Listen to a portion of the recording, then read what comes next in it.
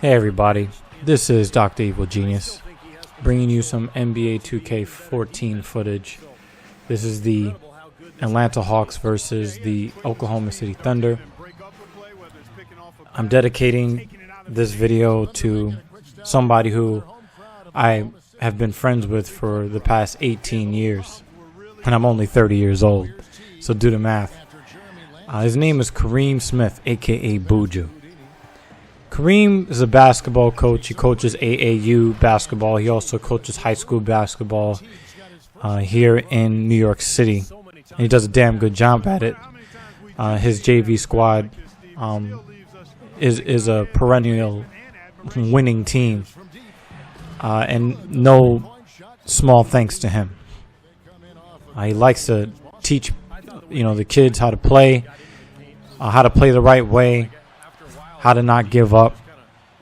And he's definitely a person that when he tells somebody not to give up, he's really speaking from the heart. I'll tell you some stories from when we were in 6th grade together. Here in New York City, in the mid-1990s, gym class was kind of like where everyone's reputation was built. The girls wanted the reputation of being pretty, so they made sure they sat on the side and didn't sweat at all. They purposely failed gym.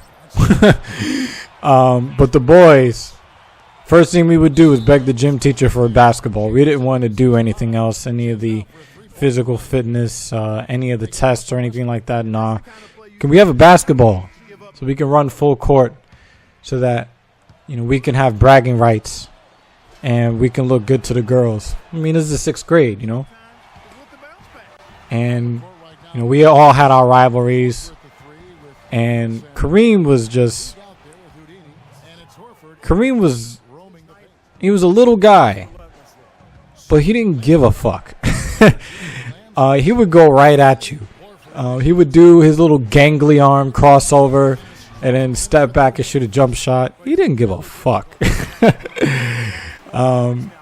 He didn't care if we blocked the shot. He still thought he was the best player ever anyway, and he would just keep coming at you. And when gym class was over, whatever our next class was, we would continue to talk about and reminisce about all we did and who was the better player, who played the best. And then after school, somebody would get a basketball from somewhere, and we would either climb over a fence or climb through a broken piece of a fence to a basketball court that was supposed to be off limits to us.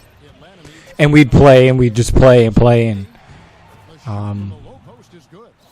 he thought that he was Allen Iverson and John Stockton all rolled into one. And, smallest kid, but, man, you would think that he was the biggest because he would just keep coming at you, and he didn't really care how you reacted to him. And he'd always have a funny joke. Always a funny joke. And, okay, not always. I mean, some of the times it was corny, but, we were kids. We were 12, 13 years old. I ended up leaving the school to finish middle school in another school somewhere, in another part of the Bronx, and we reconnected when I came back to New York City after moving up there and leaving wherever the fuck I was living. I left there about a year after high school. So there were a few years that we didn't really have a lot of contact, but we reconnected. We played some more basketball. We argued about the state of professional basketball. We argued about football. We argued about hockey. We just argued a lot about sports. But when we weren't doing that, just to let you know what kind of friend he is, he knew that there was a girl that I had a major crush on. She knows who she is. And when I came back to New York City in 2003, anytime that I would talk to him, he would give me an update on what she's looking like and what's going on with her, because he knew that I kind of still liked her, even though I hadn't seen her in 5 or 6 years. And it was a girl that he was really hot for too. And he actually got a chance to date her. I mean, in middle school, I was like the nerd that got picked on by everybody. So the girl I was crushing on, just kind of was like, fuck out of here. You're the laughing stock of the class. Why would I want to be with you? But the girl that he was crushing on, he got a chance to date her. And, of course, middle school romances don't always work out, right? But years later, he still talked about her. He still thought about her. I mean, the dude had the biggest heart, man. He just had the biggest fucking heart.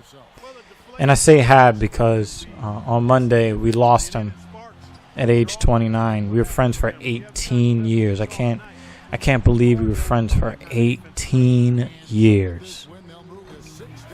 It turns out that 5 years ago he was diagnosed with systemic lupus erythematosus, or people know it as lupus for short. And for those who don't really know what lupus is, it's a really foul disease. Basically what it is your immune system attacks your organs, attacks the soft tissue in your body, leading to organ failure.